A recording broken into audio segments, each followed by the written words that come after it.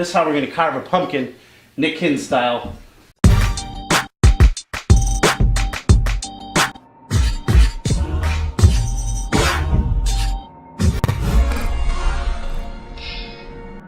After you scoop the pumpkin, you got to draw the design. Mine's really, really technical design, and I'll show it to you now how I do. I may have said it previously. This is my design anyway. KIN. It's really difficult. It's really challenging.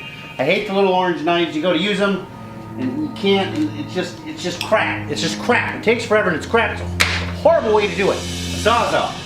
Right. Each year I've used this for many years. But as you can see, the light's going on, and it's not. Now it is working. Yep. And now it's not.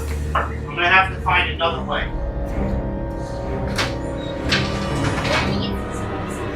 Doing your bathroom. Listen, someone should get to work. I'm down here.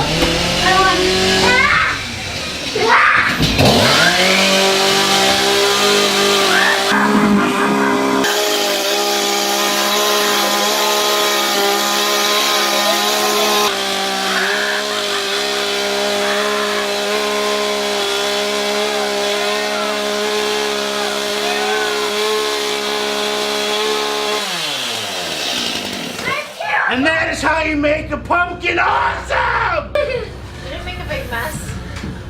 Oh, guys, what? No, it's everywhere.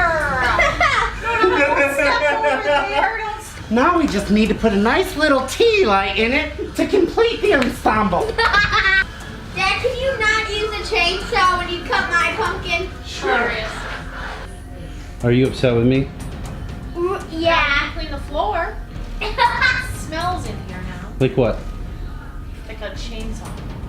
Okay, guys, we're gonna put you're gonna see all this. Oh, look at mine. What a mess. Want me to put? I want to see what it looks like. Don't forget to click subscribe and the little notification.